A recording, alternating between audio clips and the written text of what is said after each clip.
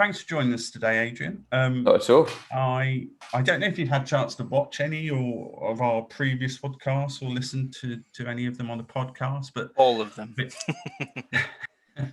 Now I think you might. I won't open my eyes. I certainly have watched some to get a flavour. Well, I think we're enjoying doing them. We're getting good feedback from quite a few people that they're of value, and thank you for taking the time today to tell us more about episode 1, the great things you're doing. So I always, naturally start at the start, which is, I suppose, again, a bit of a sort of nod to my growing old age, which is I struggle with trying to work out when I first met people. And I was thinking about this the other day.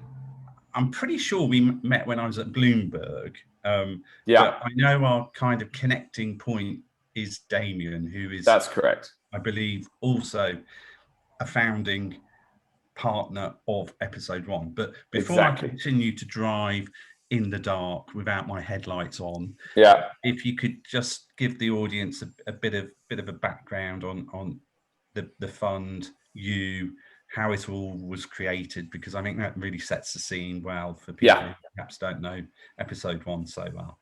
Yeah, and also hopefully for people who want to get into VC to hear a story, one of the other stories of how one gets in, which is hard, because it's a small little industry with people who don't want to spend too much management fee on other people until they have to, and that's just the nature of the beast. Because we run partnerships, we share the profits at the end of each year, and we want to optimize that for performance, but also to make sure that we're taking enough home to put the food on the table. Small funds basically make money out of carry, so the management fee is thin, so we can only afford, really, honestly, a few employees.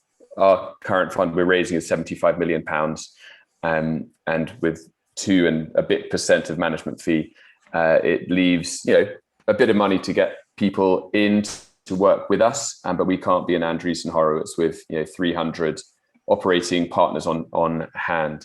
But anyway, back to the history. So I kind of started my kind of interesting life. So I would say from university on, studying Chinese studies. So not engineering, not computer science, probably as complicated, trying to learn Mandarin as it is a programming language, and perhaps harder, but that's where I started.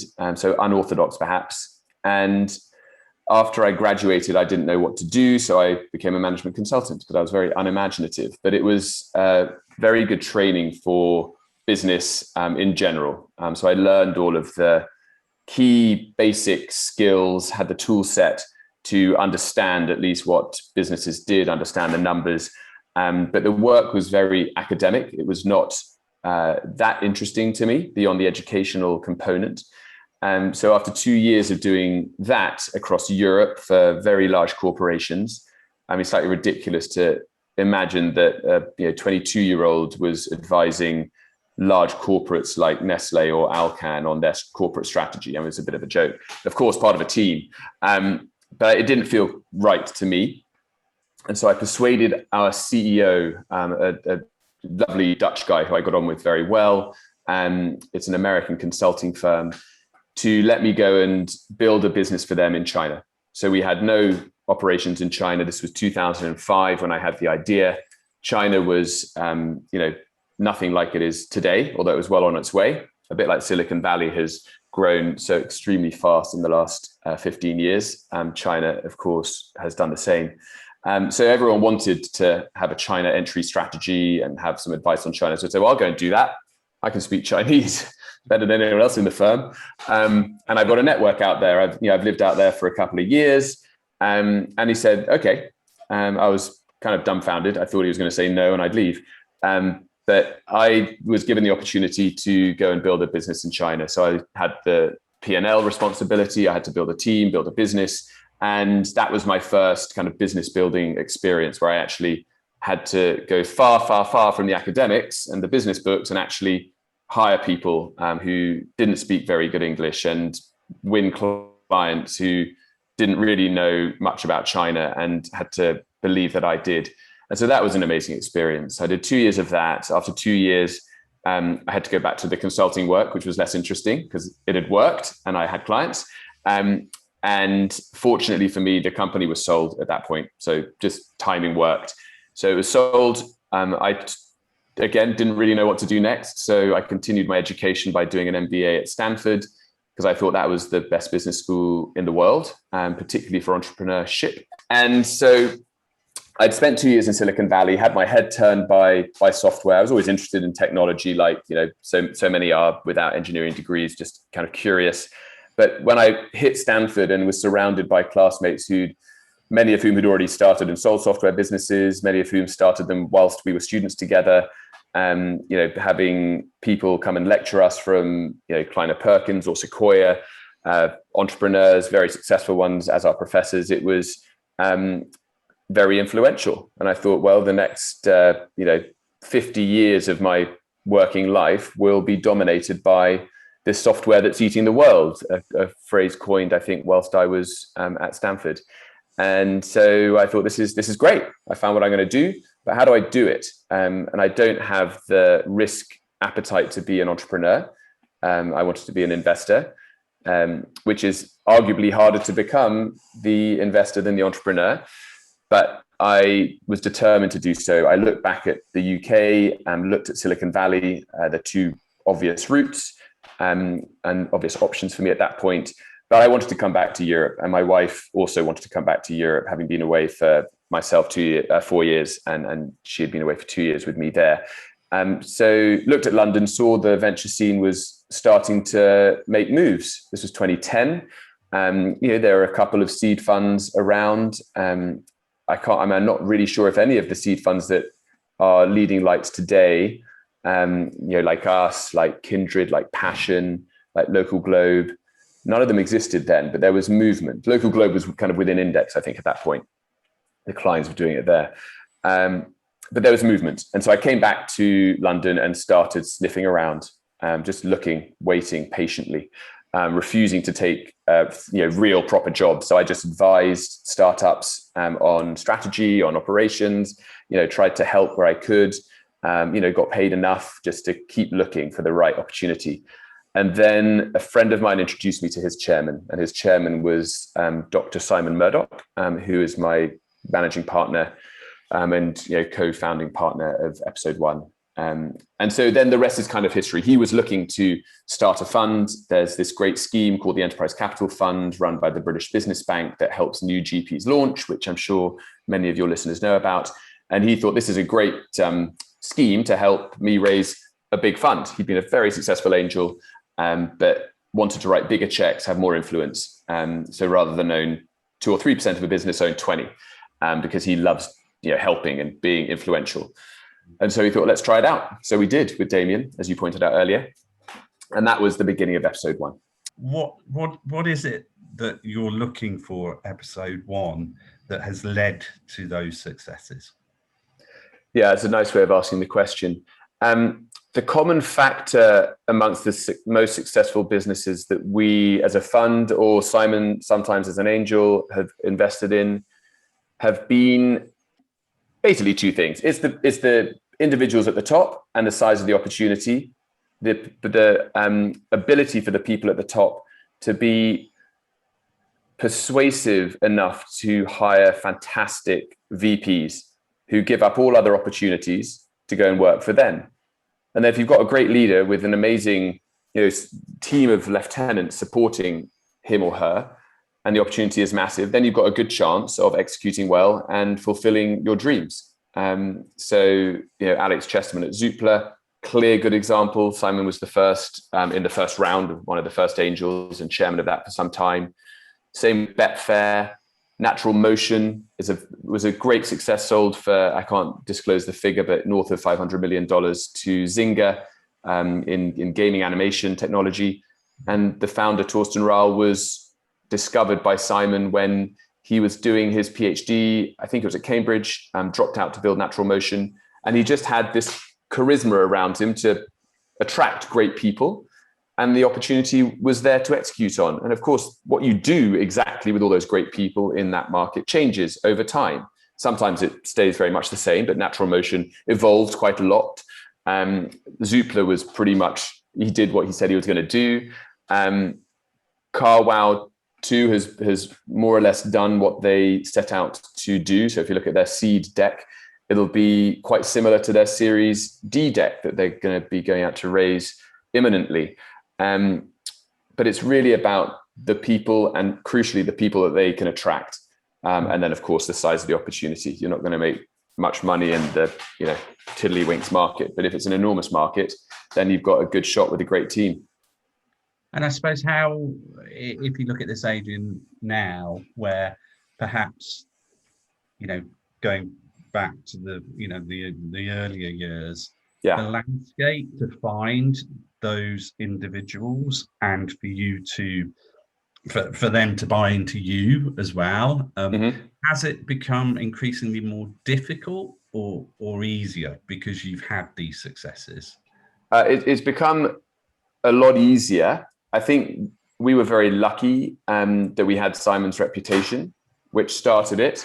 And then through the building of episode 1 and our focus on supporting companies very proactively, given we buy such a big stake, we want to give a lot of help. And the reverse is true as well. We demand a big stake for all the help that we give. We have operating partners in-house, particularly around talent and finance and raising your Series A, of course. And then we have a lot of partners in the market who go and help on specific problems when they occur, particularly around product, go-to-market sales and technology.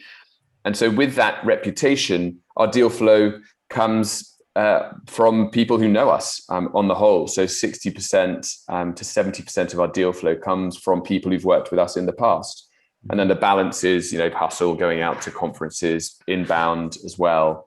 But we've also built what is becoming a very powerful kind of data engine that takes proprietary and public data sources and looks for the creation of new, interesting sounding businesses and identifies them at the very beginning of their journey.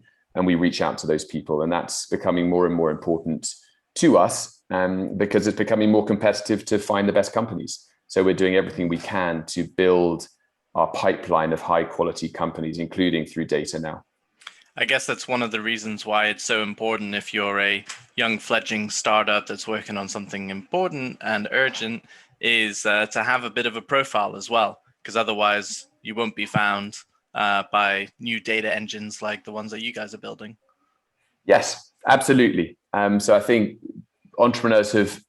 there have been some entrepreneurs who forever have been very, protective of their ideas and nervous to share them. But ultimately, the successful companies, they become successful based on execution and real hardcore IP, really. So I think that it will benefit. You're more likely to hit someone's radar if you share some stuff, not everything, but something. Yeah. What sort of sectors, verticals, you're looking to obviously work with them from incarnation, so to speak, of the business? If you can just paint that picture a bit more for us, Adrian. Yeah, of course. I can do that in a nutshell reasonably easily, I think. So what we want to do is deploy somewhere between £500,000 and £1.5 million to buy 20% of the business and get a board seat and then help the company through Series A, where we'll continue to invest. We focus about 2/3 of our portfolio on deep tech businesses. So businesses that have actual technical risk to getting to product market fit.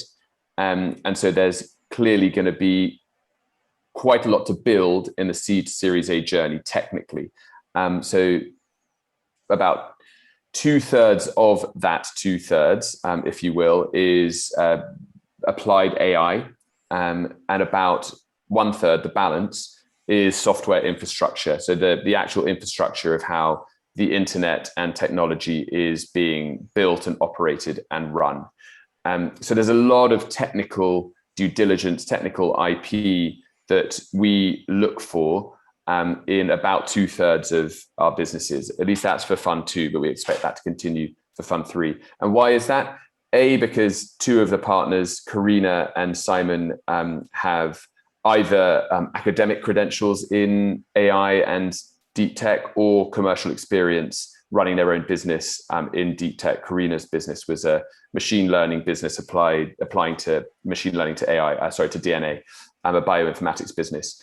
And so we feel we've got an edge in understanding the technology, but also crucially understanding the commercialization of that technology, which is quite unusual in the UK. So we want to take advantage of that competitive advantage we have. And then the balance of the portfolio are more execution-oriented businesses. They'll be typically a tiny bit commercially more mature than the really technical businesses that often have no revenues at all because they're still doing core building.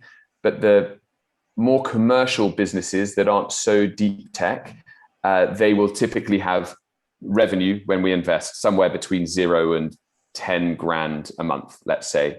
And those businesses tend to fall into what we call business infrastructure. So for example, Omnipresent is doing very well. They're an employer of record business, digitally enabled, of course, that help companies hire anyone they want anywhere in the world and take care of all of the legal, tax, accounting, all of that stuff, which is a real headache, and do it in a very cost-effective manner, growing extremely quickly. And that's the kind of thing that we call business infrastructure. Like, this is just the software you need to run your business. It's not what you're selling, but it's how you build it.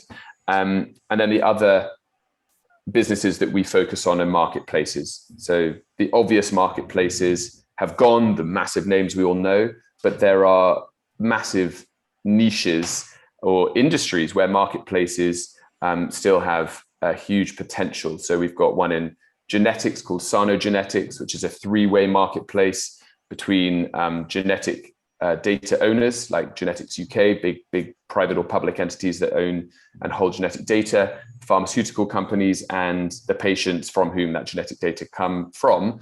And there's an opportunity for someone to sit right in the middle of that to help direct the right people to the right pharmaceutical companies for clinical trials using the right genetic data. When all that data is pooled in one place, it's an amazingly powerful marketplace. We've got another one in reinsurance called Superseed, which helps pool all insurance and reinsurance data into one place so those players can find each other. Stuff that just comes out of a bit left field, and we find the idea, the founder, the market's enormous, and we think, well, actually, this is pretty unusual and really very interesting. Okay. Are they often first movers in those niches as well? Is that something that you found as a common thread? Often, yes, often. So there'll be that sometimes there won't even be a direct competition for sure, but yeah, being the first mover, particularly when we're doing the deep tech investing, that technology has usually just come out of research labs and universities within the last year or two. And that's not to say there will not be competition in China or the States or elsewhere, but it's technically impossible for there to be a lot of competition because it's brand new IP. Yeah. I was going to ask, actually, is there a big link to particular UK universities through the work you do? Have you seen that as a trend, that it's been Cambridge or Oxford? Or it's actually really widespread. It's really interesting. When we started thinking about outreach universities, we started thinking about that very question and looking at our portfolio at least, and then looking at the higher level data that comes out of the universities and comparing them. Of course, some are stronger than others, but there's amazing postdoctoral and doctoral work going on in so many universities. They may not be brand name universities for undergrad students, which is kind of what we know as non-academics. But when you get to the academic stage, there are different universities have real depth in different things. So Bristol for robotics, Manchester for graphene, Edinburgh's got an amazing NLP program. UCL is fantastic at machine vision. You have to find the right departments, I suppose. And what we found was that they're scattered across the country, all universities. So we do spend a bit more time with a few than others, but partially that's based on the fact that we went to them, so we have the connections there. When we look at the deal flow of companies that we've actually invested in, I'm just going to look right to the data. So I talked about our data engine. and that is passive. The founders don't have to do anything. We'll reach out to them. That makes up probably, it says here 20% of the deals we've done. It's going up, I think. Wow. So actually quite a lot. Angels referred 14% of our deals. Other founders referred 7% of our deals. LPs referred 5% of our deals. And later stage or co-investors referred 12% of our deals. So what can a founder do? They can get some great angels. So don't just pick anyone. Pick angels the best angels you can. And they will be the ones who are most experienced, who have a big successful portfolio, do this as a full-time or nearly full-time job. Then they will know us almost certainly. And they will know other good VCs because they work with them and have worked with them. Founders have referred to us 7% of our deals. So network with successful founders who've raised venture capital and say, hey, you like what I'm doing? Can you introduce me to your VC or, other VCs who, well?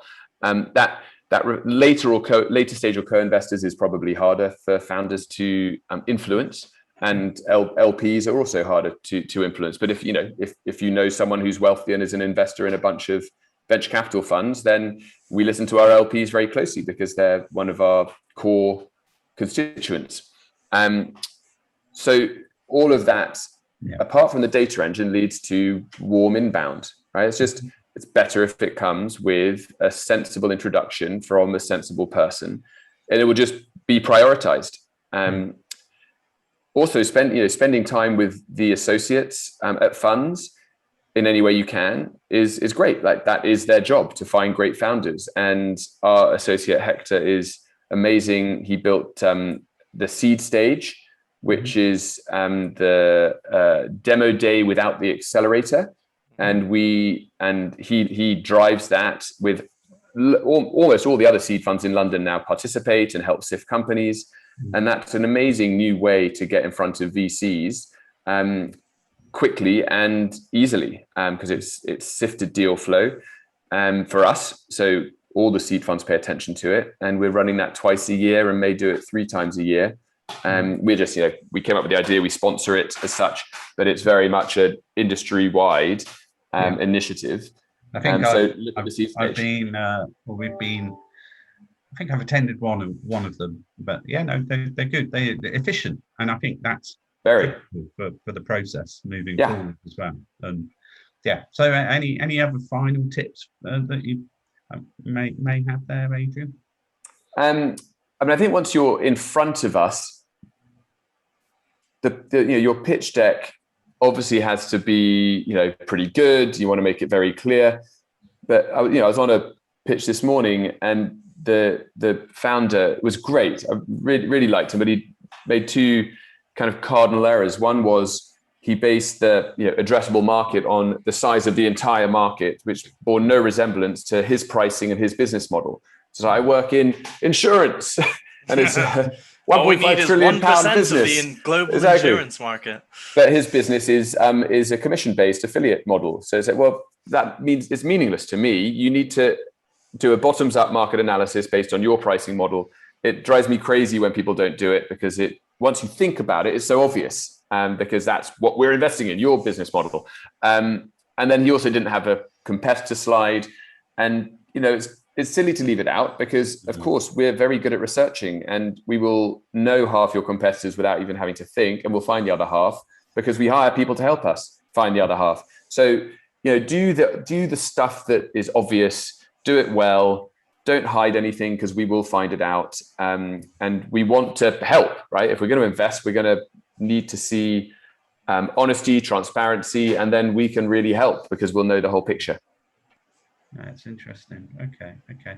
And then I suppose really we did touch on this earlier, when we, about the world of VC and, people who are maybe thinking of becoming a venture capitalist. And you gave some great points there. I just suppose, if there are any other things that have perhaps sprung to mind during the course of the call, that if you are, a budding VC, you want to become a VC, you're perhaps setting out and getting hundreds and hundreds of rejections.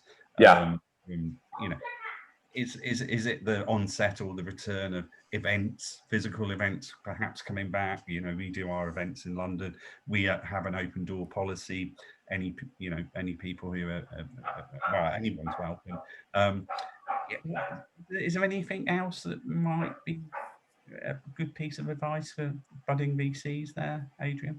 Yeah, I think it's really helpful when we're talking to a prospective associate or principal to see what they've actually invested in. So you can now invest in companies with very little capital because of crowdfunding platforms, other platforms. You've got to be, of course, careful to pick the right companies. So that's obviously the challenge, but it's not always the best companies that go to crowdfunding sites to raise their principal capital, but often companies will go and top up an already successful funding round as a kind of marketing exercise. Like so Carwow is also a good example there. Yeah, Citymap has done that. Carwow did that to top up their last round. It's marketing, really. And so if you have a portfolio, then you can argue why you invested in these companies and why you rejected these other companies. That makes the conversation better. It allows us to scrutinize your investment judgment and understand your reasons for investing. And so that's, I think, a really good idea to do if you've got a little bit of capital available. Obviously, if you don't, then you can't. But I think you can invest as little as 50 quid on some of these rounds. So if you're serious about getting into it and you can afford 500 quid across 10 companies, then it may make you some money. Hopefully, if you back yourself and you're trying to convince a VC that you've got good judgment, you'll believe that you do. That's an interesting thing to do, but of course it does take some capital. And otherwise, be entrepreneurial yourself. So whatever that means, right? People have to work that out themselves. But if you show that you've got an entrepreneurial mindset, that helps us believe that you will be able to understand entrepreneurs a bit better than someone who has no entrepreneurial mindset. And lastly, I would say have strong points of view that you're willing to change, but have strong points of view that are backed up by data, and be able to argue them around the market that the VC you're talking to is investing in. And of course, you have a right to change your point of view if there's better arguments coming back at you. But we like strong points of view and we like strong debates, because that's what our decision making is all about. And we don't always agree. And the best companies, often we won't all agree on every aspect of the investment, and that has the potential to make them a bit of an outlier. And that's always interesting to us. Excellent advice. Really, really excellent. Thank you. Thank you, sir. And thank you, Nouri. Pleasure. And look forward to keeping in touch. And, you have plans for a vacation, I hope? Yeah, plans that could be cancelled. Well, I'm sure we'll touch base either soon or in the autumn. But I look forward to it. And thanks for all the insights. And Anthony, any last comments from you? Yeah, very nice to meet you. Hopefully your plans don't get cancelled. Yeah, I hope not. Well, until the next, gents, it's been a pleasure. The Wild West of holidays. More deals, exactly. The Wild West of West Sussex for me. Take care. All right, bye.